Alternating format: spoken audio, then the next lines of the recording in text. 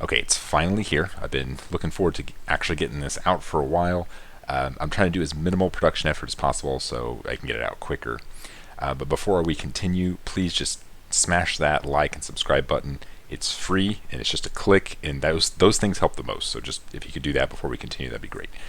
So if anyone isn't already familiar, I had a few requests that people wanted to see that when I play my weekly events, usually just modern, that I record them and provide commentary, because it seems like Magic content's getting pretty popular, and Magic Online is only watchable for so long before it's pretty boring. It's definitely not going to be actual coverage level quality or anything like that, but I've done it a few times, and this one I'm actually going to post. I think I've learned a few things, and hopefully we can get it better as we move along. So feel free to drop suggestions or things that you noticed. The first thing I'm going to do is a deck tech. I'm going to go old school, like the tournament center of the Pro Tour and Worlds old school. Even though I don't have someone with me asking me questions about the deck, I'm going to try and do it in that style because I like the nostalgia of it. So that'll be the first thing. If once you see the deck, or if you're already kind of familiar with it, just feel free to skip over to the games, and then hopefully I did well. Well, if it isn't obvious what we're playing, it is the hot card right now. A lot of cards from the new set has really made this thing come back to life. I'm actually playing what I call Boomer Living End, which is really just the original Jund. And the biggest card it lost recently was Simian Spirit Guide. And it made a difference. It made a huge difference. But in case you're not familiar with how the original deck design worked, I'll go ahead and go over it with you. It may be kind of hard to read there, but Living End says that you exile all the creatures in all graveyards, and then sacrifice all creatures on the battlefield, and then you put all the creatures exiled from the graveyard onto the battlefield. This is a symmetrical effect, and it will affect you and your opponent. So the design of the deck, it's based on a card called Living Death, so it's just the suspend version. This card has no mana cost. We can't cast it. So we have to somehow cheat it into play, because suspending it for 3 turns at 4 mana, that's just not happening. So what you really want to make this card do is be a board wipe for your opponent and generate a bunch of creatures for you. That usually just wins the game. So that means we got to put creatures in our graveyard. And what's the most effective way to do that? Well, cycling. So these are some of the this is one of the older original cyclers that actually cost 1 mana, and it actually costs a hybrid mana, so it's very easy to cycle. But the card's not that good. It's a 4/4 for 5. It has to attack every turn. It's actually really bad. This would barely pass as playable, if even that, in limited. So this card's not very good. In fact, a lot of the newer versions of the original Jund Living End cut this card for the new cards from the Amonkhet block. So this card didn't really make the cut. And a problem that the original Living End deck like this had was with enchantments. So specifically Leyline of the Void and Rest in Peace. If you got these out, there's just not a lot of good ways to do it unless you're splashing a 4th color. And so what I did is when Force of Vigor came out, I swapped this guy out for Deadshot Minotaur, which is a worse version. He's a 3/4, but he cycles for green-red, and he's a green creature. And so it gave you enough green cards in the deck to consistently cast Force of Vigor. But we don't need that anymore because, well, I'll be getting to that in just a moment. But these are the kind of basic cyclers. They cycle for 1 mana. They're 4/4s or whatever. This is the most efficient one. It's a 6/4. I don't know if you guys can see that, but cycles for red. I only have 3 of these because of the color restrictions, and I'll explain that in a minute. I do still play 2 Archfiend because in the situations where you just need to hardcast your threats, it's probably the best one. It does cycle for 2, but it's too colorless. So I still think it's necessary to play a couple. And the best cycler, of course, is Street Wraith because it costs 0 mana. And there's a lot of interactions you can do with Street Wraith when you're trying to play around instant speed graveyard removal. You can kind of hold it until they use it, and then drop a couple Street Wraiths and maybe another 1 mana to spend on one of these guys, and you have a little bit of power in play. But this is kind of the core package of cyclers, and what most of your deck is going to be using. But cycling is not the only way to put creatures in the graveyard. I really like Faerie Macabre. Why pay mana when you can just put it in for 0? And it actually has some interaction. Being able to exile cards at instant speed, that's not a spell, and there's not a great way to interact with this card, and it's very castable. Usually this is considered a sideboard card, but in the original Jund version, increasing your interaction can be good, and of course it's a black card, which we are about to get to why this deck has been rejuvenated with the new card, Grief. I believe this card has totally lived up to its name, at least in this kind of deck. Now, Solitude has taken over as like the most popular of all the new Evoke Elemental cards, but Grief is still no joke. I think it's possible that this might be the best Grief deck. I mean, it's a little early to tell, but at least as far as I can tell. Living End also has a blue variant because of Force of Negation. I think it's very hard to play both of those in the same deck. And Force of Negation is definitely good. They both have their strengths and weaknesses, but what I like about Grief over Force of Negation is that Grief is very synergistic with Living End. You grief them, and then Living End, you grief them again. Plus, you can just cast it. So, Grief is quite amazing. And here's another card that can go to your graveyard. It's Fulminator Mage. Now, it's debatable whether this is still something you should be playing at all, or even in your sideboard, without Simian Spirit Guide. Because not being able to consistently do turn 2 Fulminator Mage, I mean, that's what made the card threatening. But it gives you a little bit of hedge against some bad matchups in your main board. So you've already kind of you're intrinsically good against creatures with this card, and so this helps you hedge up the matchups where that's not as important. Usually it's blue-based decks, something with Primeval Titan, or Urza's Tower. But it's also, this card and this card are usually the easiest sideboard out cards when you don't need them. So it's pretty straightforward. So let's go to the next part, which is how we get Living End into play, which is Cascade. So the way Cascade works is when you cast the spell, you reveal cards from the top of your library, or I guess you technically exile them, until you hit something that costs less, then you cast it without paying its mana cost. That's the key. You're not paying the non-existent mana cost. Now, Cascade is a triggered ability when you cast the spell, and the spell that casts it is usually very weak, like 3 mana, your creatures get +1/+0 until end of turn. I know it's not very good quality there, but Cascade is just a part of it. We don't really care as much about the actual spell. And then here's the other Cascade spell. So 2 3 mana Cascade spells with irrelevant abilities. Now this is the worst of them because it's a sorcery and it requires a creature in play to target, but it's a black card and it's a red card, which is relevant. So this is the Cascade package. The blue version has a better Cascade package probably because it doesn't need needs something in play clause, but that's not really a problem very often. And then so that's pretty much the whole deck. And then to round it out, we just have 2 more spells and some lands. I do still play 2 Beasts Within mainboard. It's a catch-all. It can give them a creature for Demonic Dread, and it's kind of 2 more land destruction spells for the matchups for that matters. And then 2 Valakut Awakening because it is also a land. And I actually did finally get to use this card, and it was really good. I drew 4 cards and got what I needed. Now, the way the land package usually works is people will play 19 lands and 2 Valakut Awakening, so you basically have 21 lands. I'm actually playing 17 lands and 2 Valakut Awakening as 19 lands. So I'm treating it as my land drop, and it's actually been pretty good. I've flooded more than I've been screwed. Like that's actually true, because you're drawing so many cards with the cyclers. But I wouldn't blame you for doing the sort of stock version. I've not hit my land drop, my 3rd land drop a few times, but I think I've won most of those games anyway, so it's not so bad. But the land package is very straightforward, and there's a couple of lands I wouldn't mind having, but I'm not exactly sure how I want to cut it up. I only play the 4 fetches, and 4 Verdant Catacombs is because in case we get Blood Mooned, we still have some basics that can do some stuff. Basic Force isn't great, because it actually, on its own, doesn't cycle anything, since we don't have Deadshot anymore. But you have to have it, and having some basics in the deck also helps you against cards like Path to Exile, Field of Ruin, Assassin's Trophy, stuff like that. I have 1 of each shock. I think that's pretty straightforward. Blackcleave Cliffs is the best lane in the deck because it cycles all your cards. I have 1 Blooming Marsh and 3 Grove of the Burnwillows. Now Grove does gain them life, but it always comes in untapped, very reliable.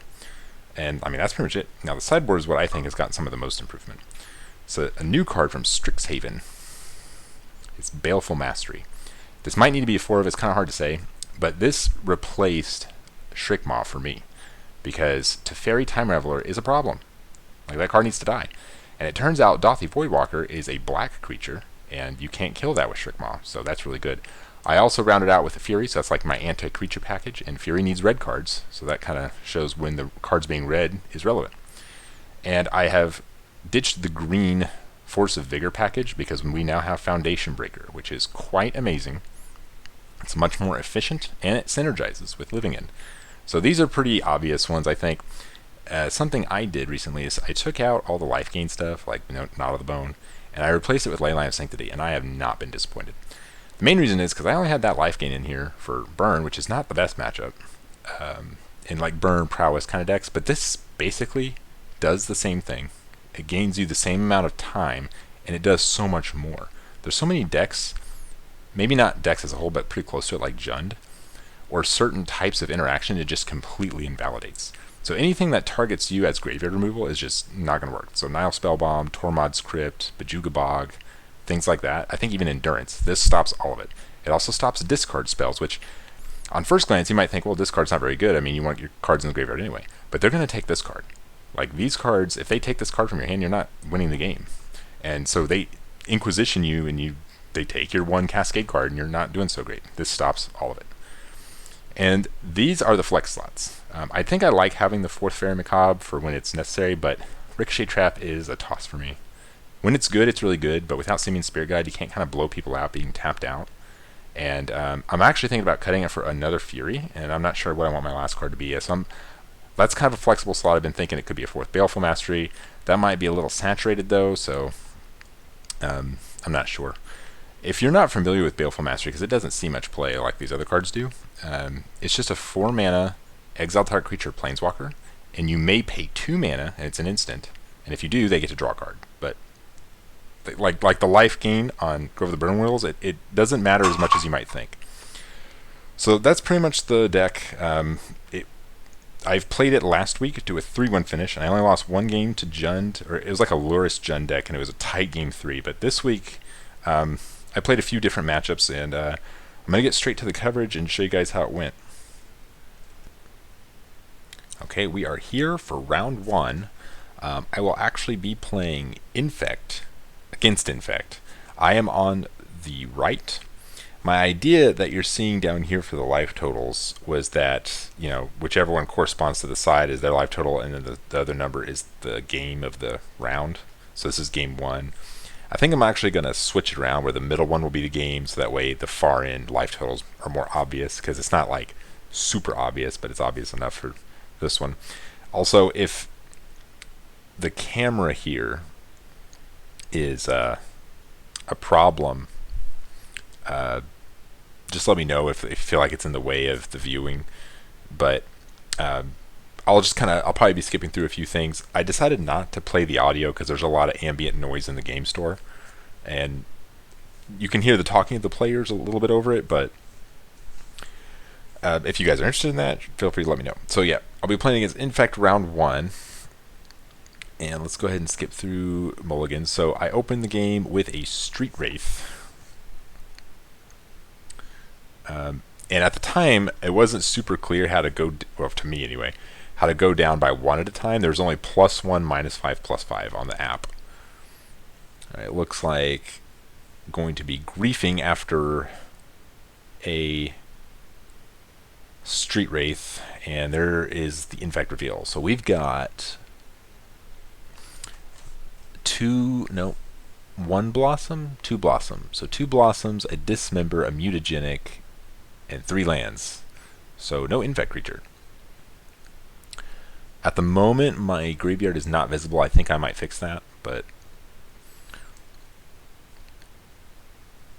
yeah, there we go. Okay, so I have Grief and Street Wraith in the yard. I exiled, I believe it was a Faerie Macabre to evoke the Grief. Took the Dismember, and then I just passed. So the traditional wisdom with Living End is you cycle on their end step. That still holds fairly true, no matter what version of Living End you play, but there are some exceptions. Like, I usually wouldn't cycle Street Wraith until the absolute last second, but I wanted to find Grief, and I think I did. I happened to find Grief, or maybe I was looking for a different kind of land. I wasn't really sure at the time, but can be a little bit more liberal with your life totals against Infect when you're shocking your lands. But it looks like she drew Inkmoth Nexus. So it was a pretty good draw considering she had no Infect creature. But Inkmoth is like the worst turn 1 Infect creature because you can't go like 1-drop, untap, pump, which is your ideal. You could like one-shot someone. With a scale up mutagenic growth, you're dead. Not mutagenic. Might have Old Crowset or something. So it looks like I cycled a Hoarder of the Broken Lands at 15 life. Alright, and look, we play a the land side of Valakut Awakening. It's coming in handy. Being a tapped land isn't great, but there's already 3 creatures in the graveyard. Even if that's not cycling anything, you can kind of like an old school, your grief fills that role because it was 0 mana.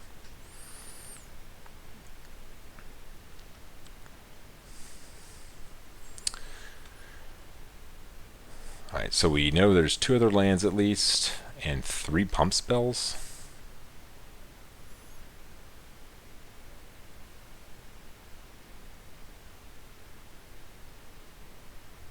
Actually, I don't remember. Maybe I didn't take... actually, I don't remember what I took with Grief, I'm not going to lie. I thought I took Dismember, but I'm thinking I didn't. I think I saw Dismember.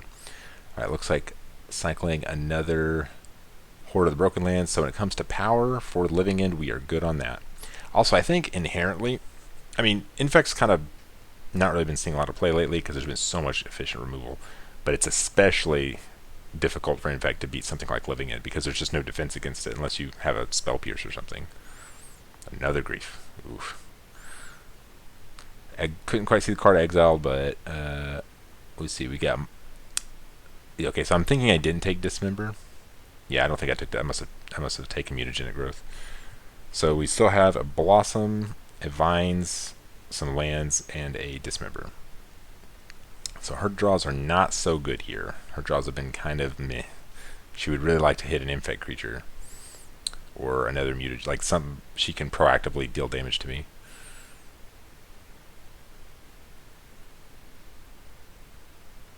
But yeah, the graveyard's very well stocked enough, and think of it this way. It's not like the most power. I mean, it's enough. It's like 8, 19, 11, 12, 13, 14, 15, 16. It's still 17 power, which is a lot. And then when the Living End resolves and they all come back, assuming they all come back, that's 2 more grief triggers. That's like card advantage at that point.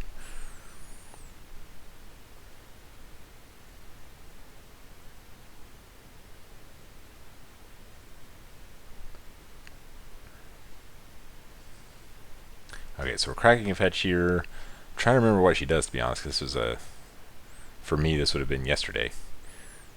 At the time that I'm recording this, but I believe, I don't actually think she hits an Infect creature here.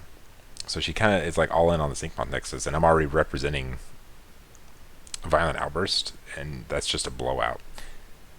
Now, if she gets blue mana here, that could be kind of scary. So she could like attack, I Violent Outburst, she Spell Pierces, that'd be pretty good. But I griefed her twice. I didn't see Spell Pierce, and it's kind of uncommon to mainboard Spell Pierce, but it's not impossible. I've seen it done. It would be reasonable to do. Can't really afford to play Force Negation because unlike the Legacy version, there's a pretty high critical mass of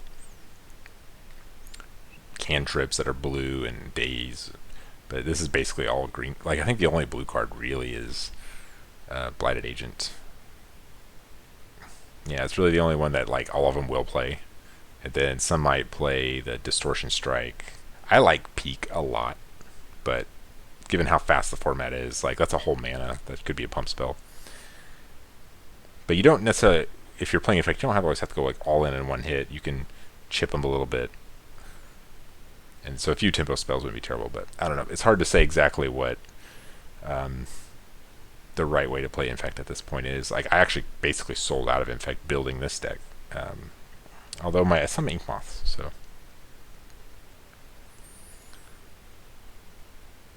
Okay, so her turn 3, I think she was on the draw. Yeah, she was on the draw, so she's hit her 3rd land drop. She's attacking with the Ink Moth. And it's tempting to just take the 1 poison, just say no effects, and wait till the end step. But I'm doing it now because if she has Spell Pierce, she has it. So there's really no point playing around it at this point. But she said it resolves, or the Cascade resolves first. But I'm explaining, this is how the deck works. She gets to see all these cards. And you do have to do the mechanical operations of the deck correctly when you're playing in paper. So you just keep revealing till you hit Living End. And there it is. So Living End goes on the stack. And if she had Spell Pierce here, it'd be a pretty big blowout. Because I can only do it 2 more times. And I actually have to have the Cascade card. Actually, on this board, it has to be Violent Outburst, because Ink Moth is never really a creature on my turn. So yeah, I'm explaining how it works. I don't know if she's played against it before. It hasn't seen play a whole lot in the last couple years of Modern. As a mainstay deck, but it's like, yeah, it doesn't target your creatures, so your blossoming defense and stuff doesn't really save it, unfortunately. Okay, it looks like my face is blocking some of the gameplay here, so I might move it a little bit. Alright, I think I'm going to move my face because I'm blocking some of the battlefield. Alright, hang on just one sec. Okay, I'm back. We're going to be up here for now. Looks like I'm out of the way, but I might end up just not showing my face in these videos, if depending on how you guys feel about it. After like round 2, I think I switched to the other side, so I might have to switch again, but we'll see.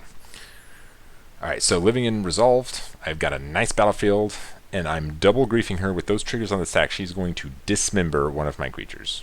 And dismember will kill any of them. I explained to her those Horde of Broken Lands are the largest threats in terms of power.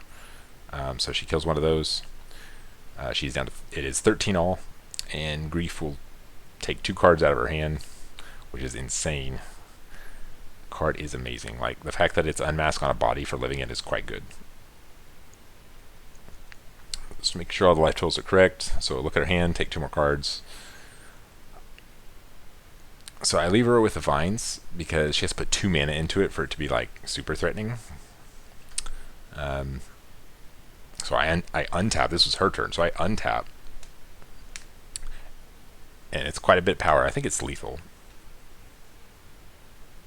Yeah, so we're both counting up. It's exactly 13, I think, and then I have I can just discard, make it more. So that's game 1. Pretty straightforward. A lot of living ends will win that way. It's just like cycle into your turn, cascade, make a bunch of power, kill you. There's a little more interaction this time with Grief, which is nice. Although I don't really feel like it made that much of a difference that game because her hand wasn't all that great. So as we move to sideboard here, I'll go ahead and kind of skip through it. The things to know about that first game, whether my Grief hits were correct, usually you don't want to take creatures, but against Infect you do. Especially if you're going to be instepping, because you can just swing against them and take them out. So I think I pretty much want all my creature removal. Pretty straightforward. But let's skip ahead to the game 2. Something that I've noticed happen, especially late in the game, as in your graveyard's really big, is if you're instepping or on their turn doing the whole cascade shenanigans, and you got a lot of triggers and situations, it can, I think it happens here, you kind of get lost on whose turn it actually was. You're like, oh, actually this was your turn, so now it's my turn. And it's kind of awkward to explain it to your opponent sometimes. But okay, so it looks like we just have some land go action. Let's see. So she has a Noble Hierarch, much better start for her on the play as well. And I think she kept her hand. I actually didn't really see if I mulligan or not. I do mulligan a few times in the event, but I wasn't really able to get a good look there. So yeah, I'm much more nervous now because if she goes Blighted Agent Pass, I could just die the next turn if I don't have anything. But luckily, in sideboard games, I have 2 mana removal. I have 3 Baleful Mastery and a Grief.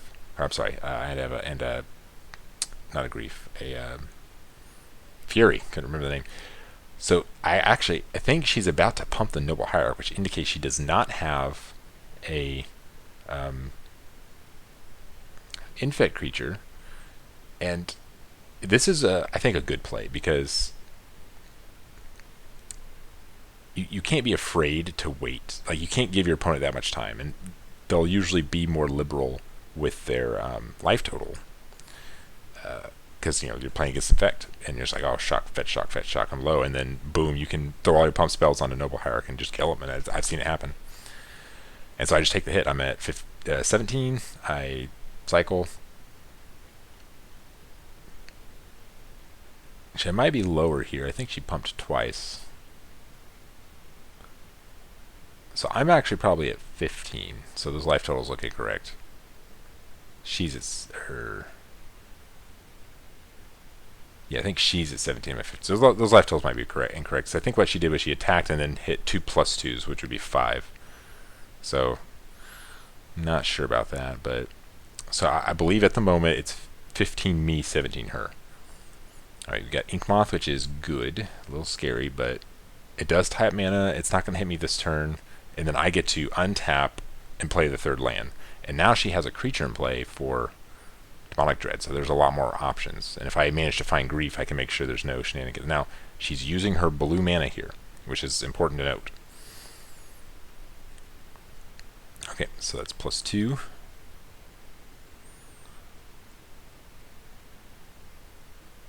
Yeah, so for some reason I'm putting myself in the middle there. It's a little confusing. So next time I'm definitely going to put the game number in the middle, and then the far ends will be the life totals. It'll be easier to see. Okay, so instep, Monstrous Carabid.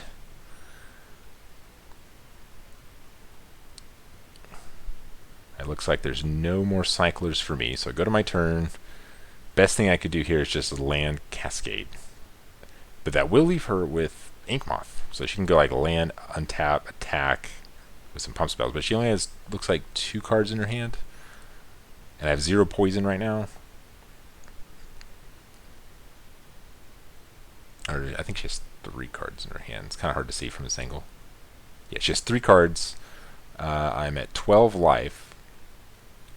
So, okay, I'm passing turn, so that's representing Violent Outburst, which can be a blowout if she animates the Inkmoth.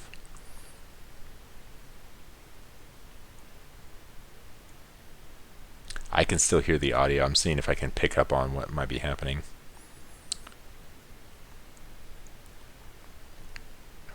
Yeah, I still have my graveyard off the camera. I do that a few times, but I catch it most of the time. But I think I have 2 or 3 cyclers in the graveyard. I at least have 2 for sure.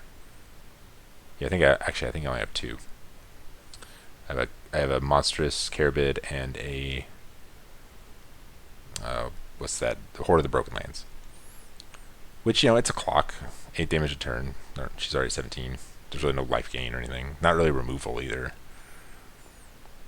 And it feels kind of bad playing removal against Living In, but not always.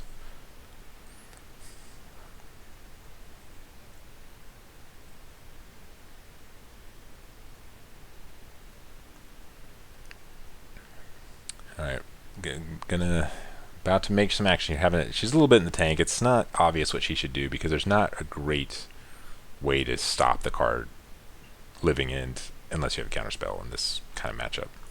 Like, she's green-blue, like, which she could try to play Graveyard Hate, but then that saturates her plan. She's very proactive. Infect wants to at least have a clock on you that's reasonable, usually 2 turns at most. It doesn't want to do more than 2 turns.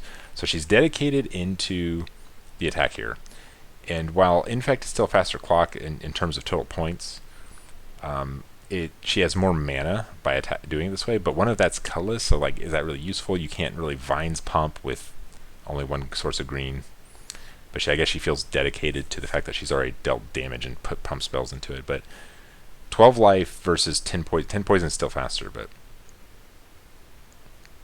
alright, so this is a Groundswell for just +2.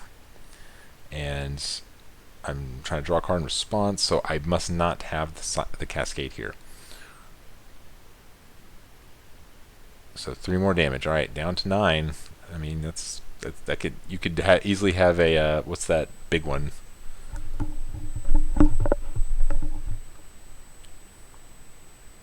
Oh, what's that big one called?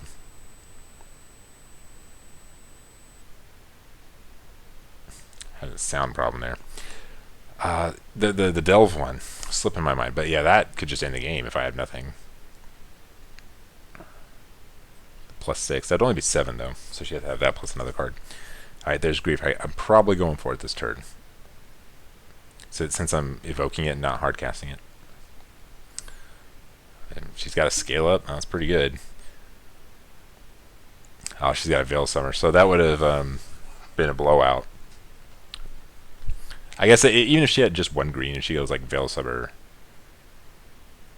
Actually, that would have been pretty good. Doesn't stop Living In though, so it's kind of. Oh, and I have a Fury. I just have it all. It feels like I have Living In. No, I don't, because. unless I'm just trying to make the clock higher. I couldn't see what I exiled there, but if I must not have, I either have Outburst here or I just don't have it because I killed the creature I would dread. There we go. Okay, I'm finally putting it back on. So we've got 2 Horrors, a Monstrous Carabid, a Grief, and a Fury. So stacked graveyard. It's not seeming like there's a good way out here. Best play is if I just have nothing, she can go land, Ink Moth, attack, give it plus, so make it a 6/4. So that's a 2-turn clock if she can find one more pump spell. So like this game is still very losable. Infect can just come out of nowhere. It looks like I'm mostly derping around. And Infect, or not Infect, I'm sorry. Living End had this problem in the past. Okay, I've got it all here. She has no blue mana. She's got nothing. She has a Veil Summer, but that's not going to help her. So, you know, if you go cycle, and you just never hit your Cascade card, you're pretty much just derping, and you're not going to win because most of your cards are just more cyclers and just don't do anything. But now some of the creatures that you're trying to synergize with Living End actually interact with your opponent. You've got Grief and Fury, and they take cards, kill stuff, so it's really good. And it did play Evoke creatures, and they were good, and a lot of them were sideboard, but these being, I think, more powerful, more synergistic, at 0 mana, it's just pretty insane. So like, it all comes back, kill your Noble Hierarch again, take a card out of your hand, it becomes my turn, and you die. She is at 17, and so if she blocks Fury, that's 8, 9, 10, 11, 12, 13, 14, 15. So it's not lethal on board if she blocks Fury with Inkmoth Nexus. It looks like she's trying to figure out if she's able to use Veil Summer, but there's really, it can stop Grief here, but then you're just dead. So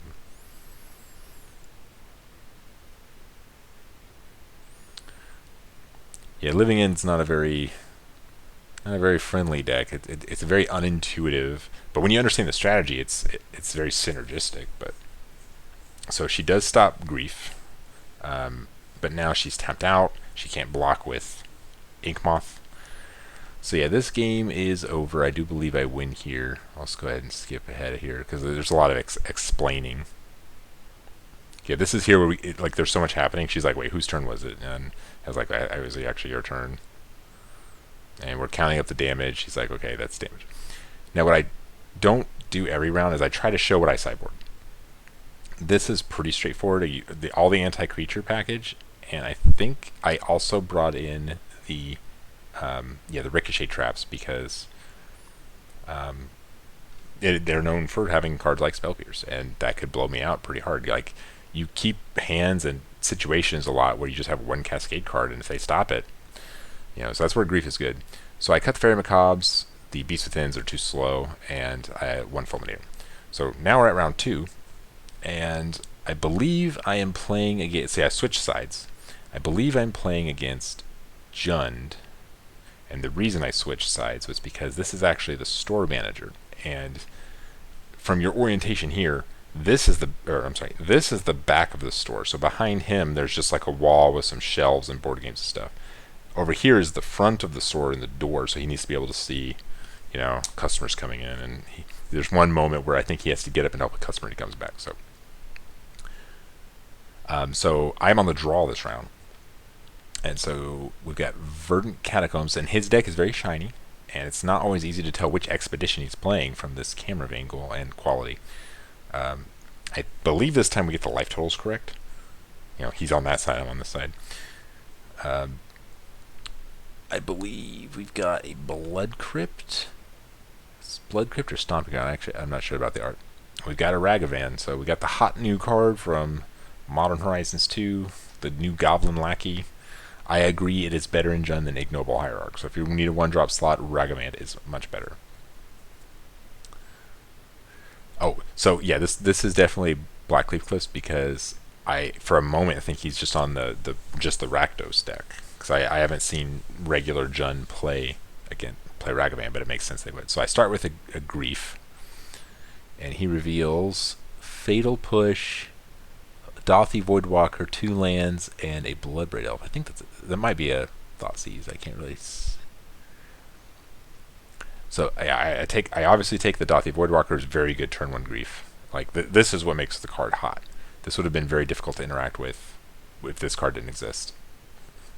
So I lead on Blackcleave, and I think I just pass. So Ragavan's going to do some stuff. That must be a push, right? No, it's a Thoughts. Yeah, it's Thoughtseize. Okay, so that is Thoughtseize. I'm not sure some of this art stuff anymore. So I cycle in response. I believe it's because that was my only cycler and I needed to hit a land, which I did hit. I had double Violent Outburst and Grief, so I was a little Thoughtseize proof, but one more Inquisition or something and I ain't doing so great. Alright, here comes Ragavan. He hits Violent Outburst, which I would have preferred to draw there, but he can't cast it, so it's just going to stay exiled. Ragavan's really good. I mean, the tempo and card advantage it generates is insane. Because now he can untap and Bloodbraid Elf turn 3. So it's serving the role as ignoble, and then it makes another treasure if it attacks and hits, and maybe even gets a spell. Maybe not in this matchup because my spells are expensive, but so I would love to draw a black card here to grief him, but I don't think I did. I play with my hand revealed for his sake. That's what you're seeing over there. I cycle another Desert Cerodon, and it looks like I just find another land. But I decide not to just go for the Living End because it's a slow clock. Okay, bolts me instead, realizes his cards are kind of not good. So I go to 15, going into his turn 3, and now it looks like he has Bloodbraid Elf mana. It's really good. Ragavan's awesome. I also just love the flavor. Like, the monkey comes and takes your treasure. It's just really cool. It's like very something a pirate's monkey on his shoulder would do. Alright, hits a Tarmogoyf on Cascade. Now he has a board. So now I definitely want to try Living End. And he hits Living End off the top, which is fine. It's a card I normally wouldn't want to draw, but since I have Grief, I actually would have preferred to draw that card there. I could just put another Grief in the graveyard, even if there's no... looks like he has one card in his hand. Actually, I think we know that's a land, or no. No, it's an unknown. Alright, so going into my turn 3, I have no more cyclers. I believe my one face-down unknown card is just a land. I think it's Blooming Marsh. Alright, so I play the land. And I could just do it now. I could do it on his draw step with Grief in my graveyard. But that gives him more mana to do, like if he has maybe a... I don't know, actually, I probably should do it on his draw step, but I decided to pass, wait for him to get into his combat step.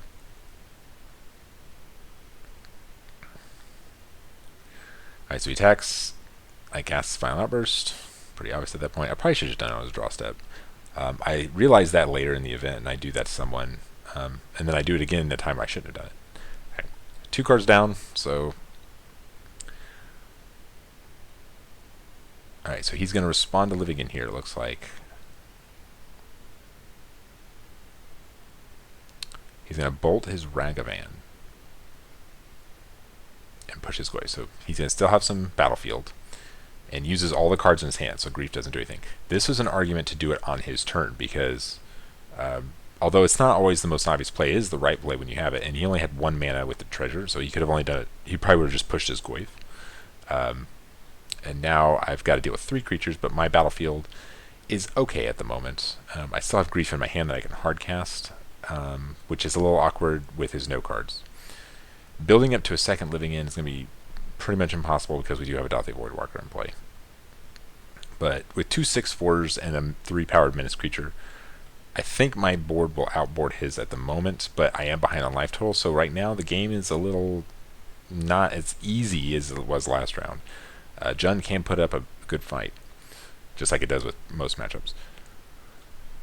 But Dathi Voidwalker is a little too late. The best thing I can do here is try to just outpower him, like have bigger power on the battlefield, but I decided to send all my creatures. I'm wondering what card I drew here that made me so bold. So this is an attack for 15, so it is lethal.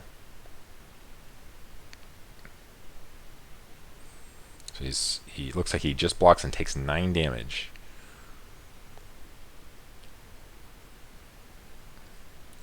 So I think here I go to move and he's like, nope, Dathi Voidwalker. I'm like, oh yeah, that card's really sweet. Card's pretty good.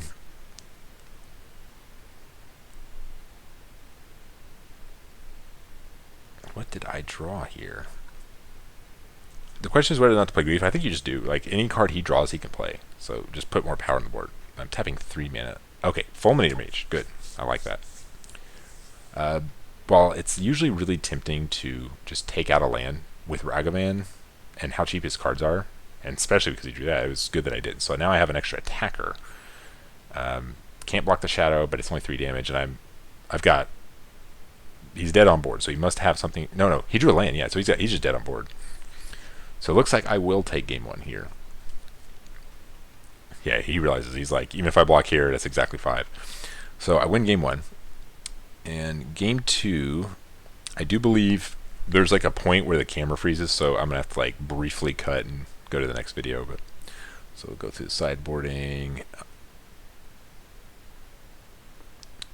I would like to try to figure out what my mulligans are. It looks like he's mulliganing down to 5. So Jen's mulliganing down to 5 on the play.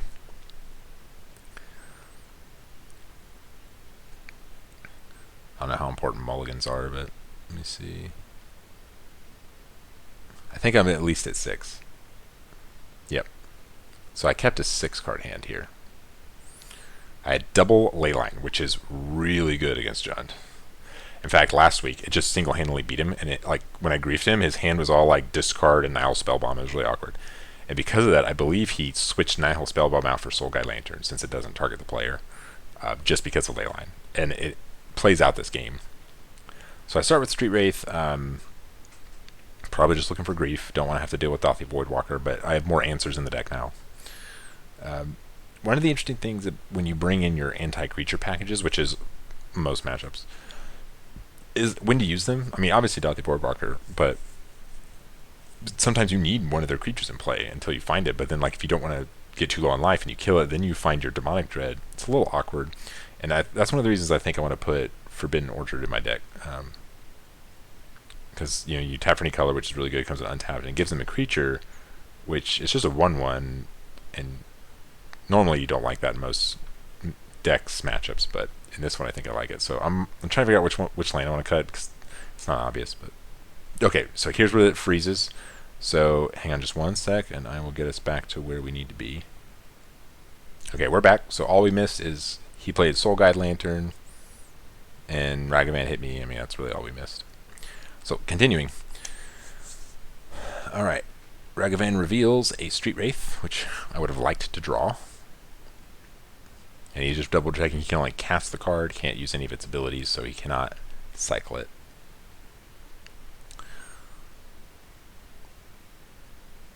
So all I have in my graveyard right now is a single Street Wraith.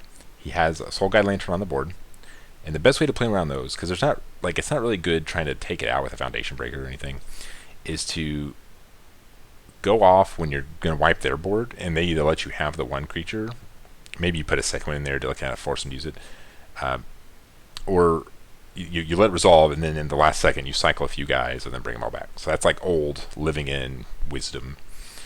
Anyone that's played Living In's probably had to deal with like a Relic Progenitus or something in their games. But he's not casting a lot of spells. In fact, I think he's only cast the 1 spell, probably because of the ley lines. Oh no, I'm sorry. He's cast 2 spells, one of which hasn't done anything yet. But he's like, oh, I get to play it? Nope, it is cast. Ragavan's not quite that good. I mean, you get the treasure. I mean, that's just pretty good. So he has 3 treasures now, which is a lot. I used to keep in Fulminator Mage against Jund, because it like once you kill all the creatures, you could take a land or 2 out, and especially if you took 1 land out and you bring it back, take another one, it's really good. But with how low their curve is with Ragavan now, like having a 1-drop threat and Ragavan generating treasures, I think I cut it. Alright, so I just pass. I think I have no plays. So we get another attack from Ragavan, and here I believe I Baleful Mastery. So I am down to 11. I don't want any more cards taken off my deck, and it's just I was done with Ragavan. It's debatable whether that was correct, because that was still a lot of turns. and I gave him an extra card. He finds Wrenn and 6, which is kind of dead here. I'm not even sure I like Wrenn and 6 still in the deck in this matchup, but it's possible there's just not enough to bring in, and it hits your land drops. So it's like not bad. And it's not like I'm guaranteed to always have a Leyline. So, but like, Wrenn and 6 looks pretty bad on this board. So the fact that he's casting Wrenn and 6 here, his hand's got to be full of targeted stuff.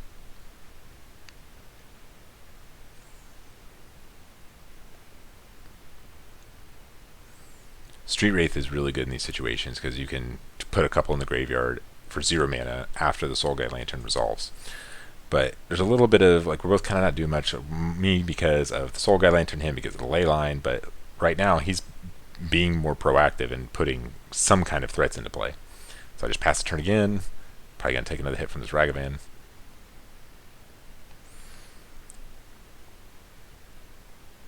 Okay, so right here he actually pings me, and I take it. We both forget temporarily about the Leyline, but we quickly fix it here in a minute. So we've got a Bloodbraid Elf, which I am in the way of just a wee bit. He hits a Maelstrom Pulse, which is really, really good. Last week I had double Leyline. Same situation, but he hit a... okay, so I do Mastery. So he hits a Trophy and takes 1 out, and the fact that I had 2 Leylines is what won me the game. But he has Pulse now, so he's like updated his deck from how it went last week, which is smart. I think the cards are better. Down to 7. I'm now Inquisitionable, and I just have the one... it's not looking so good for the hero here. I'm sitting there with a Grief in my hand, and I've been waiting to use it for something. Mainly because he has the Soul Guide Lantern. So it's not so obvious that you Grief there. And then... like, what card are you even taking? But at this point, he's got a clock. He's got a Soul Guide Lantern, so he's got interaction. So it's looking pretty bad. So this is, right here is where we figure out he couldn't have targeted me, so it's an easy fix. We're going to +2 the Wrenn and 6 because he would have +1, and I go up 1 life. Easy fix. Alright. Seasoned Pyromancer. So that's another, like, threat. Discard some relatively dead cards. Fatal Push and Inquisition of Kozilek. And he's going to draw 2 more cards. So not looking so hot. Jund's doing the Jund best rate of exchange kind of deck. Going down to 5. Alright, so not looking so hot. Not looking so hot. Shoots me again with Wrenn and 6 because Wrenn and 6 doesn't do much else. What Living In really wants to hit here is maybe another land, 2 cyclers, and the thing. He's like, I've got the thing, and I'm just fine trading his board and me putting a Street Wraith in play. So yeah, gotta resolve the Cascade first. Up, stop card. So now I don't have to draw that. So he blows Soul Guide Lantern. And I say, that resolves. I will cycle while Living It's still on the stack. And here I'm looking at his graveyard because I actually have I believe I have a Faerie Macabre. And it gives me a little bit more power, and it takes out a couple of cards for his Tarmogoyf. I take out his Artifact and something else. So now he has nothing, and I have, what was it? I have 6 power. So it's reasonable. Not killable with Wrenn and 6. I think he's only at 2 cards, maybe 3. But, you know, Soul Guide Lantern's a little late here, and, you know, believe it, even though Living In is an all-in combo deck, it can grind pretty well. Tarmogoyf here's pretty good. I don't know what the power is. So we got Creature Sorcery. So I think it's only a 2/3. Not certain, though. Might be a 3/4. So yeah, he has 2 creatures in his graveyard now. Yep, so we just confirmed it's just a 2/3. And he has 2 creatures, so I can't really afford to start filling my graveyard up again and then Living In again, because then he just gets... that's one of the weird things about Living In as games get long, is you don't want the game to go too long. So I decided to take out Wrenn and 6. I had to attack with the Monstrous Carabid, so There's no. I already declared my attacker of Faerie Macabre on that, forgetting about Monstrous Carabid. Because usually when Monstrous Carabid's in play, you're killing him in one hit, so you don't think about it. But I was thinking I was going to leave it back to block. But I believe I just cast the Grief in my hand here. There should be a fourth land that's off game. There we go. So I think I just cast my Grief, and which is good. It's a blocker, which I need. And his last card, I think, was Kolaghan's Command, which is a really good card. He's probably just going to rebuy a Bloodbraid Elf and destroy me. But that does increase Goyf's power, which is bad. So he attacks. I block, because that is a lethal attack. And now I'm in the position where I have to leave back Faerie Macabre. And he's still 20. Actually, I think he's probably supposed to be at 18. I believe he shocked once, so we catch that. I'm not certain, though. So, attack for 4. I think he just takes it. I'm looking at I'm seeing, this is my exile pile. Yeah, right here, he's like, am I really at 20? I'm like, I think we may have missed one shock. Which I must admit, I wasn't really paying that much attention to his lands as I do this coverage here, but yeah, he's kind of going over, make sure the life total is correct. We do believe he should be at 14. So I'm looking at my exile, I'm like, what's left in my deck? I believe all 3 Baleful Masteries are gone. He hit one with Ragavan, and I cast 2. And this is the same game, so I pass, and a removal spell ends the game, Bolt ends the game. He shocks and attacks. So why would he shock here? What would he be representing for 5 mana? I don't think any of his lands do anything. Attack for 4, he takes it. That's interesting. Maybe he's just wanting to sacrifice the Soul Guide Lantern.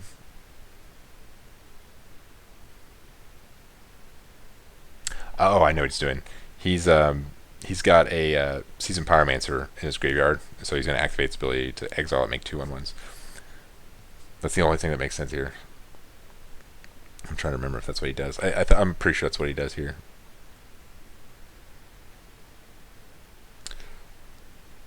I believe I have Fury in my hand, but Goyf is a 4/5. He has a Planeswalker in his graveyard. Yep, so he makes 2/1/1s, but now the only creature in his graveyard is a Bloodbraid Elf. So my graveyard's starting to look nice, but he still has that Soul Guide Lantern out there, so it's looking bad. I'm at 3 life. He's got quite a bit of attackers. So he attacks lethal. I obviously have that, at least to wipe his board. So he goes to probably use Soul Guide Lantern here. And I have 4 mana, so I can at least represent a Cycler. This also, let's see, I think I only have 2 cards left in my hand. I think that's the last living end of the game too. I think the other one was exiled from Ragavan. Unless, maybe that was last game, I don't remember. But I cycle in response. So now I have a Horde of the Broken Lands. And he has a Bloodbraid Elf. So my board now beats his board. And he's at 8 life. He's getting low. So with 2 Cyclers, if I attack and he doesn't block here, he'd be dead. And I actually don't remember if I have it. Let's see, what do I... There's a red card. I think that's a Fury. That's definitely a Grief. I think I make a mistake here and not attack. I should have attacked. I think it doesn't end up mattering, but I think I get too nervous being at 3 life. I don't want to die to like a removal spell if I attack, play a blocker. So I was thinking about having 2 blockers, but I can't remember what I do here. I think that's a Violent Outburst. I can't see very well.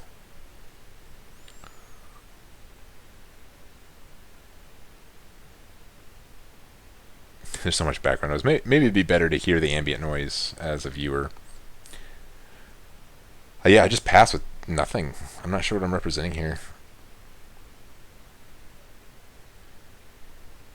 There's a Monstrous Carabid in my graveyard, and I don't think it should be... No, yeah.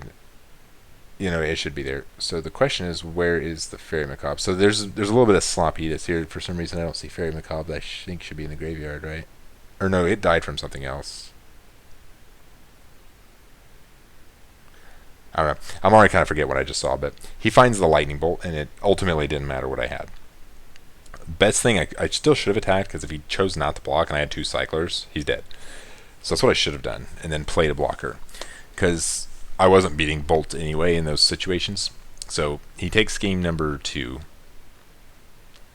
Alright, so on game 3, I kept 7, and I think he did too. I have a Leyline, and he has a Ragavan. So we basically both have our good starts. I did not grief him, it looks like. And that's usually my preferred turn 1 or 2 play, so I can take his Voidwalker. But Ragavan comes into play and passes, and my ideal plays here are just 2 Cyclers.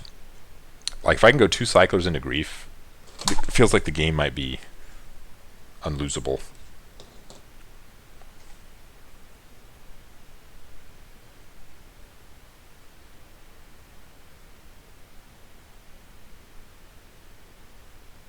Okay, so here I think is where there's a customer, so I'm going to skip ahead just a little bit.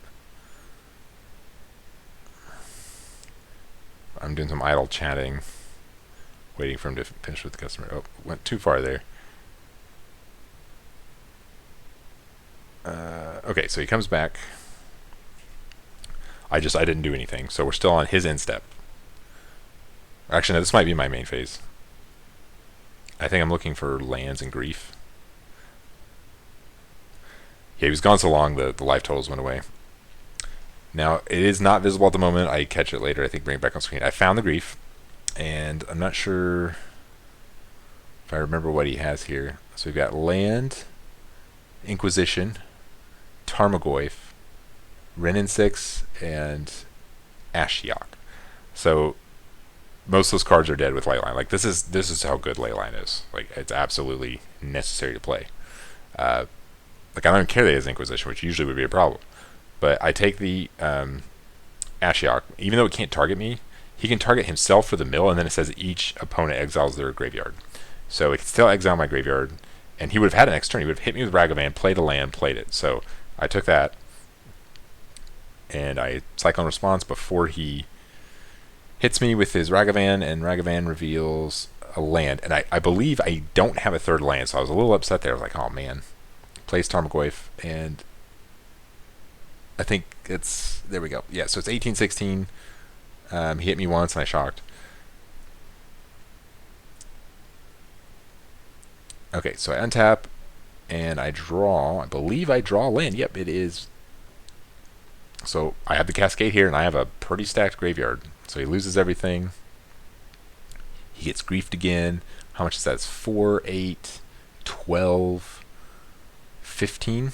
He's at 18, so it's not automatically going to kill him next turn, if, unless I have a Cycler or two. Then Horde of the Broken Lance will finish him off. So I think he's already conceding here, but he drew his card before we finished resolving grief, and then like we're kind of discussing it. He realized, yeah, I'm just dead. I have no cards that do anything.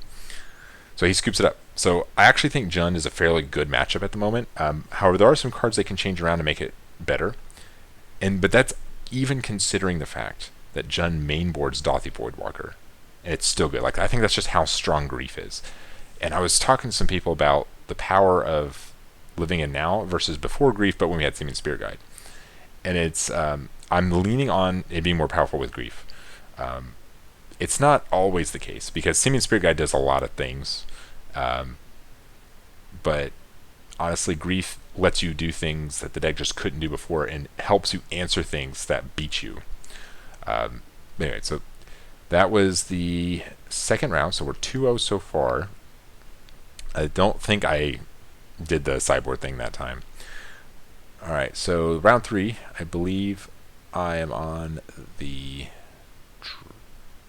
No, I must be on the play here. So I start with double Street Wraith, looking for grief probably.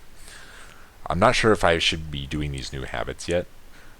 Some of it might depend on what you know you're playing. So if you know you're playing a certain deck, maybe you do. Yeah, I literally cycle 3 times turn 1 looking for grief. And I don't think I find it. But still, pretty good start. Street Wraiths are always really nice to draw. So Shock's in a Temple Garden into Ignoble Hierarch. So my first thought here is he's playing the Domain Zoo deck. That's the only thing I can see playing those 2 cards together. I think I'm saying that right now. Cycle again. So it's also possible I'm looking for a land, but no, I think I'm just looking for grief. So Domain Zoo, as far as I'm aware, doesn't play any good hate pieces main board. But yeah, there's no real toolbox. It's just good attackers. Yeah, just efficient attackers and Tribal Flames, basically, and like other burn spells, which are good. I mean, Fast Clock is good against Jund, believe it or not. So he goes land pass attack, or land attack pass, which is suspect. I'm really suspicious at this point, but so far he actually has not revealed blue mana.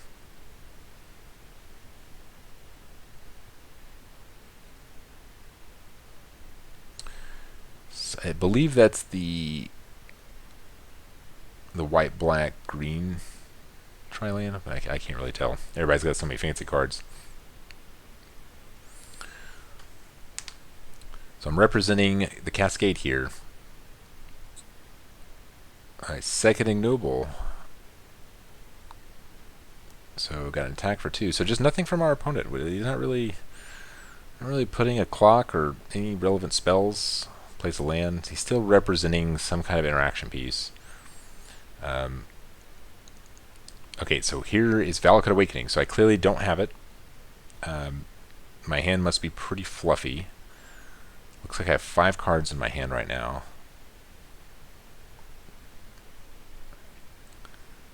See, it looks like I'm going to put 3 cards on the bottom, which means I will draw 4 cards. The fact that it's an instant, I think, is what makes the card playable. If it was a sorcery, it'd be not as good.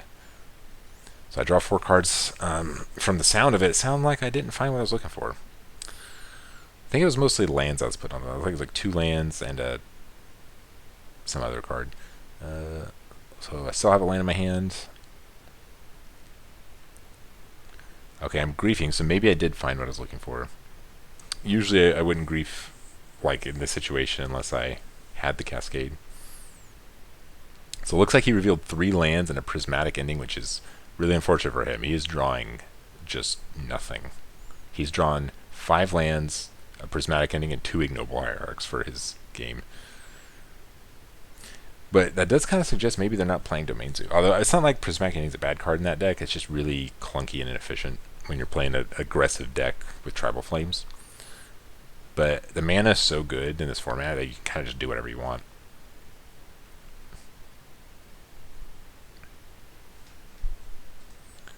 Okay, so I'm stopping him on his draw step here, and it looks like I'm just going to try to grief him, which I think is smart. I think I do it another time when I shouldn't have, and I'll explain when we hit there. But yeah, I'm just fetching, and if I'm fetching here, I guess that means I'm going to cycle again. Yep. So I've got another Horror, so a lot of power in the graveyard, like easily a one-shot. Yeah, he's telling me it's just game. He drew another land, so that's too bad.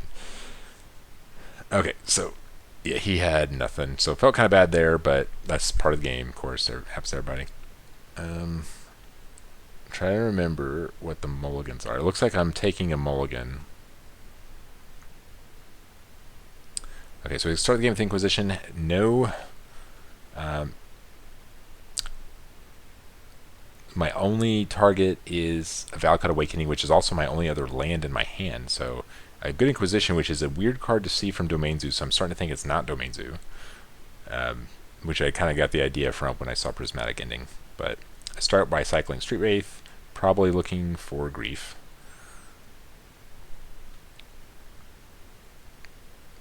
I have 2 unknown cards to him. I decide to play one of the unknowns as my land drop because it is Blackcleave.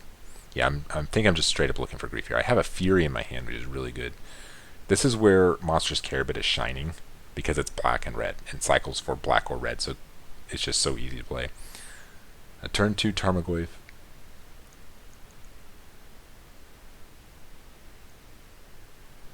He's a 5/6, so there's an artifact in his graveyard, so you cannot Fury him.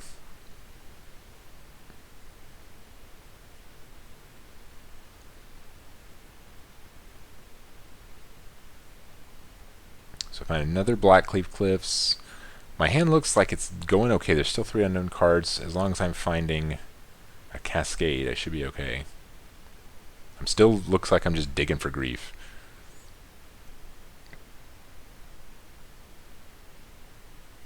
Don't find Grief. So not finding Grief here is really bad because he's had several draw steps to find his sideboard cards, which could, like, if he just has a way to take my graveyard out, that's really bad. And it looks like we got Stoneforge Mystic. So this looks like a 3-4 color good stuff. I haven't seen blue mana yet. But Stoneforge does not bother me here at all. It can be killed with Fury. If I find Grief, I can take the equipment if that's even a problem. I feel like equipment's like really slow, especially if I'm doing it. If I'm cascading on his turn, I just untap with all those creatures. He gets a Sword of Light and Shadow is the hit here. Yeah, he's got all the fancy borders. Plays a tapped land and passes, so he hasn't played any real interaction, which, if I find Cascade here, is not so good for him. He's not had the best draws. He does have a clock with Goyf, though. That is a very fast clock at 5/6.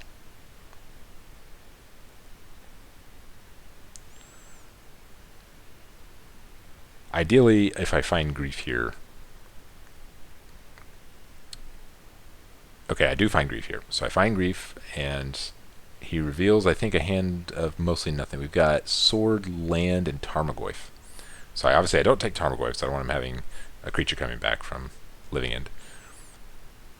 I decided to Fury also. I think I'm just trying to increase the power of my graveyard more, just to make sure it gets the job done. But his hand looks pretty abysmal. So I believe what happens here is I do stomp him on my draw step again, because it feels powerful. But I believe this is wrong. I clearly have an open window here to do it, and it's super unlikely he's going to have any way to deal with it. Unless he, I guess Damn is like the one card realistically he could have here, because he does have double white. But I decided to do it on his draw step, but he could have Endurance, Kaya's Guile, and just blow me out here. So that would have been really bad. He was getting a Stoneforge back. So I think this was a mistake. Not that it's not a play that can work, because it ends up working here, I believe. Yeah, he just had nothing. And my graveyard's really stacked. But I think after I griefed him, and he just had nothing. So it was going to resolve, and it was very likely that was going to just get the job done. But yeah, it ends up just being a blowout. He reveals, I think it was Goyf, Land, and Vindicate. He's searching for a sword with his Stoneforge. So yeah, Stoneforge comes back, gets him a sword, but then dies to the Fury again.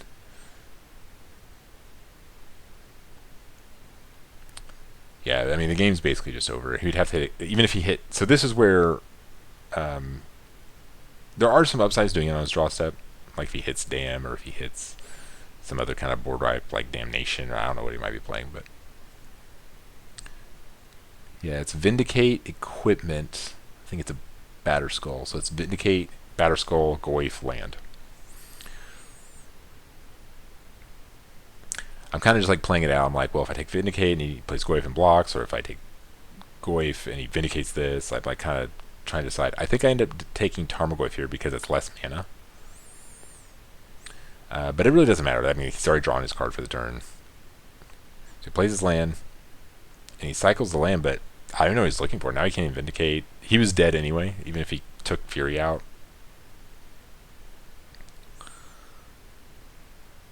So he has another Tarmogoyf in his hand. Did I take Vindicate? I don't remember. So this may have been a communication error, but I was trying to stop him on his draw step. I believe he drew Vindicate, and then he drew another card. Oh, no. I'm not paying enough attention to both. So he used his Horizon land, the white-black one, and drew a card and found a Tarmogoyf. And I was telling him it was lethal anyway, because he's a 17, but I had a Baleful Mastery, and I could just kill it, and he's dead. So I'm actually looking at two screens here, and I'm like, because this screen's a little clear that it's recording. But, yeah, pretty clean game, but opponent's draws weren't so great. He does reveal he brings in Kaya's Guiles, which are pretty good, because it doesn't target, so it's not as good with Leyline. I don't remember if I brought Leyline in, so let's see. I did bring the anti-creature package in, thinking it's a zoo deck. Kalidas is really good. I do like Kalidas.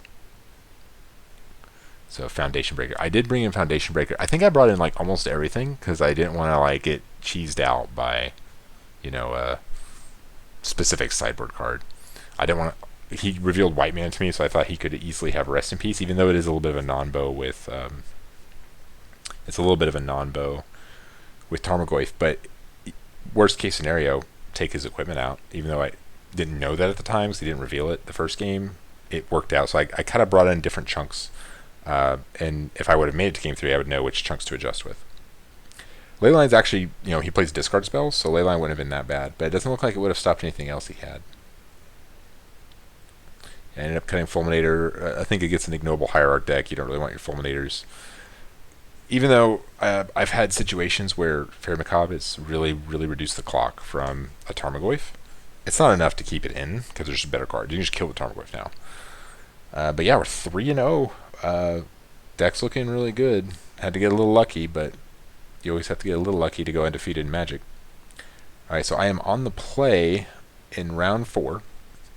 I believe I kept a 7-card hand, and it looks like my opponent is on Burn or Prowess. Got a Monastery Swift Spear. Yeah, we forgot to reset the life totals. So yeah, Burn is a matchup I was a little nervous about game 1, because they're pretty fast, and Street Wraith's kind of difficult. My land base can be difficult sometimes if I need all my colors, so it's a little bit of a toss-up, but it just depends on the draws, of course. With Leyline of Sanctity, though, makes it much better. There's just no way the average Burn deck can deal with it. Most of them aren't splashing green anymore, and it just invalidates, I want to say, 2/3 of their deck. But so far I haven't damaged myself for my lands. He has another Swift Spear and a Goblin Guide. This is actually the ideal situation. Like, if I could have a game 1 go anyway, it would need to go this way, because he's having all creatures, no spells, and he's not pumping his team. The clock's actually really slow. I'm still at 15. I cycle an Archfiend.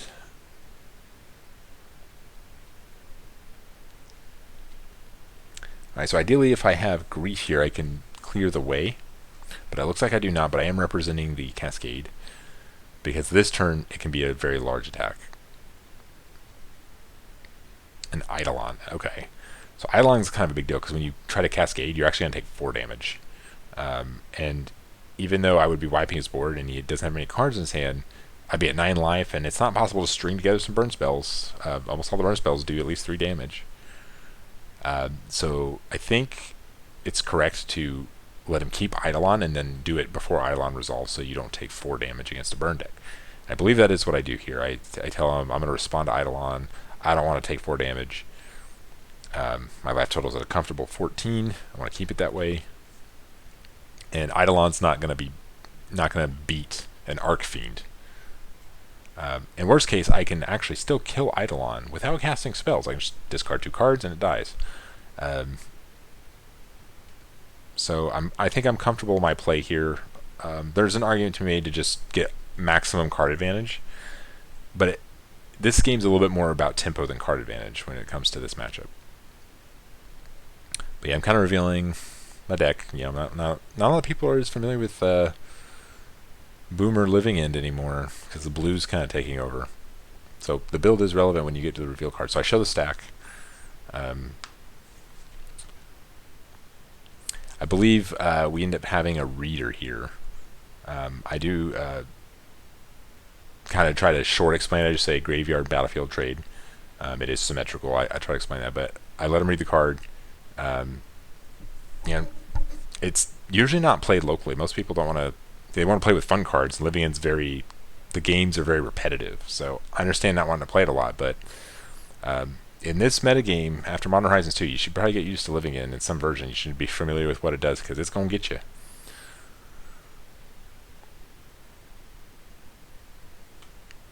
Alright, so here there's just a little bit of confusion. I'm like, hey, did you still take 2? I'm like, no, I responded to it on stack. So I was like, yeah, I would have taken 4 damage. I'm like, I don't want to take 4 damage. So this is all on his turn. He passed the turn. I have 9 power, and I still have like 4 cards in my hand.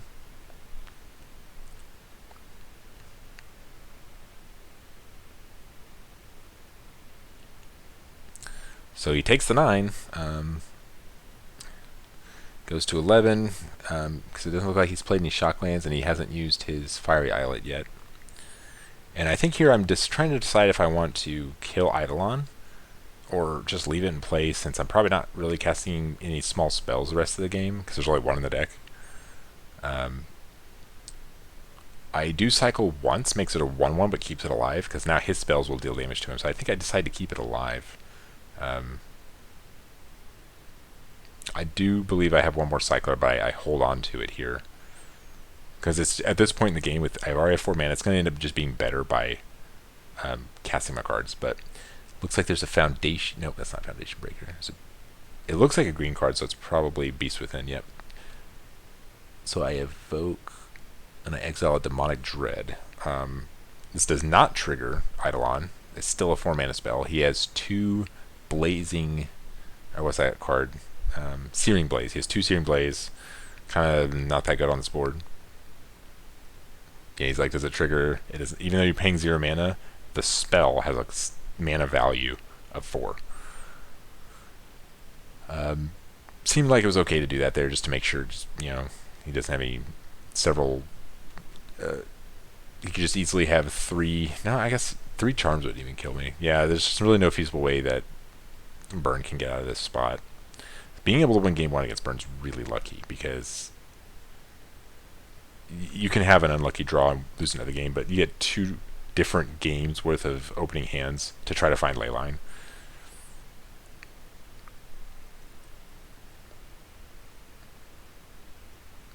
Yeah, he's doing some math. He's like, even if I do some burn spells, I take damage, and yeah. So I think it was correct to leave the Eidolon in play for me, but it was probably not super relevant. So I take game 1, which was very lucky against Burn. Like, you almost never win game 1 against Burn, unless you're like, of course, if you're on the play and you have a good draw, you can do it.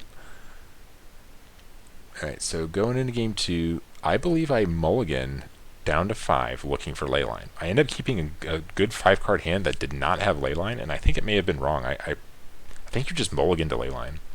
I mean, 4, I probably would stop at 4 just so you have cards to play. But I think mulligan to 4 with this deck is not that bad. Because really you just need 3 lands. So you go like land, cycle, cycle, and then you eventually just hit your cards. But less than 4 is a little risky. Okay, so yeah, I think this is the 6-card hand. And it's mostly lands. I mean, it has Cascade, cycle lands, and that seems good. But I'm just like, nah, man, I want a Leyline. I don't want to get cheesed out. So we're going to skip ahead a little bit. So I do not have Leyline, and he opens the game with Lava Spike, which is actually fine with me. Creatures on the first couple turns is the best thing with Burn. You want the repeatable source of damage. So Lava Spike is okay with me, but also, we're talking about something. I think I was worried that I had the life totals wrong, but we got it all fixed up. Okay, so he plays a Rest in Peace, and that is a problem. Like this is a very good card against Living End. Doesn't really hurt his strategy at all. I decide to cycle because I need to find an answer. Looks like I don't have an answer, and oh, there it is. I have an absolute luck sack and top deck Foundation Breaker, and you can stack the triggers to where it will evoke. We'll go and stack first, so it resolves second. So Rest in Peace dies, then I sacrifice to evoke. So I still have some gas in the graveyard. Really, really strong card, Foundation Breaker.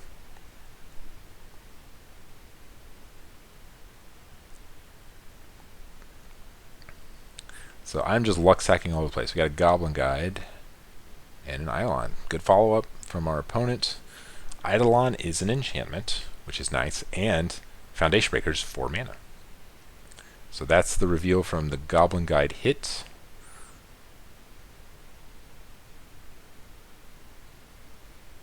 And I draw for the turn.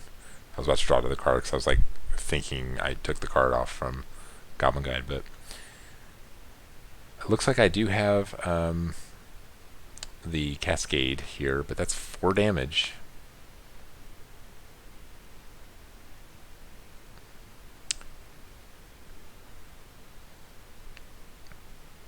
I could find...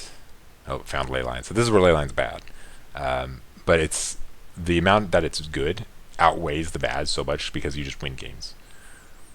So it looks like I just take the hit down to 10. So as long as that Eidolon's in play, I am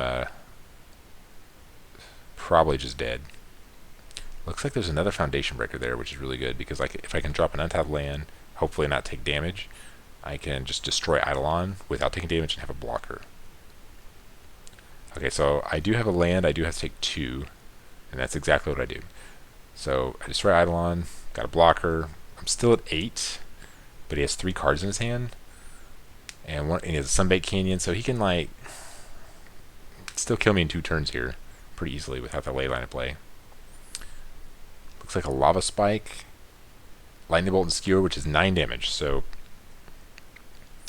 that's what burn does, and that's why Leyline's important. It's worth sometimes drawing a dead draw to just be invincible to all of that. Alright, so it looks like we're going to a game 3. And this time I find Leyline. I also believe I keep 7, so I'm getting some good draws. That's what you gotta do sometimes.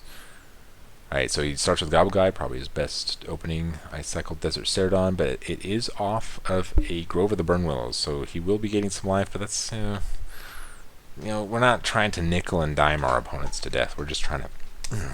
Here are my cards. Can you beat them? And another Grove of the Burnwillows. Not preferred, but they come in untapped. They give me the colors I want at the time. I still think it's worth playing them. I make a joke here. He's got another Goblin Guy. I'm like, well, that's a good start to me having a Leyline. So I hit a land off the first reveal, and there's my Cascade card, which is really good. So I'm kind of like set up here, as long as I can fill the graveyard a little bit more. So I'm already announcing he's gaining 2 life, which means I am doing, 2 Desert Cerodons, wow. It's pretty good. It's a lot of power, which kind of offsets the, that's kind of what I was explaining. It puts so much power into play at once that the little 1 life they gain every now and then from your lands are pretty inconsequential. And that's the kind of decks you usually want to play Grove of the Burnwillows in. Alright, so...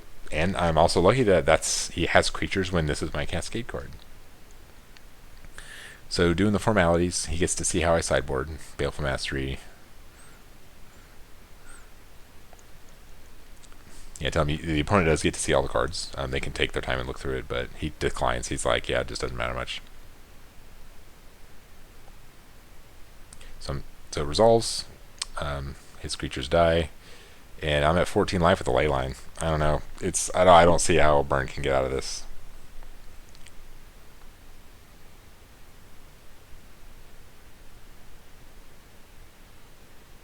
Yeah, it's looking not so good. But Burn, I felt so much more confident, because when I had my like life gaining cards like Gnaw of the Bone, like if you could get to a spot where you had a bunch of creatures, at least like 3 creatures, and you cast Gnaw of the Bone, and they didn't have like a Skullcrack or something, yeah, that's good, but that's so slow. That's 3 mana. Like this is turn 1, and turns off maybe 2/3 or so of their deck. What's that card? Looks like he's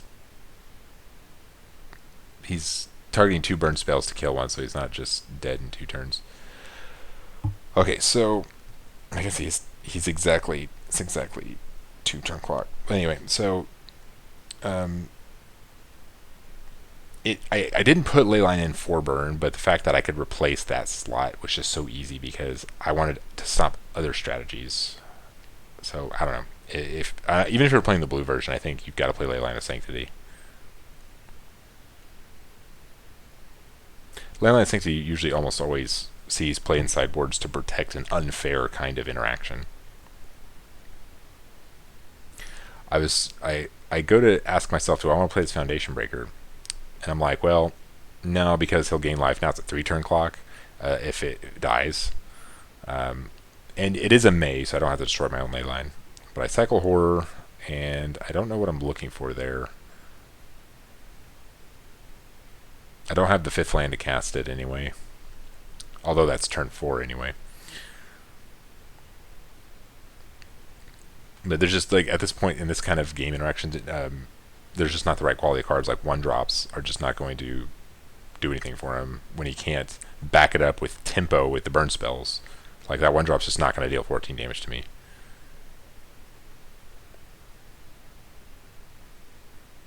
And I saw 4 cards. Like, it's not looking good. I'm pretty sure I do win this game here on this turn. I think he just realizes he can't win.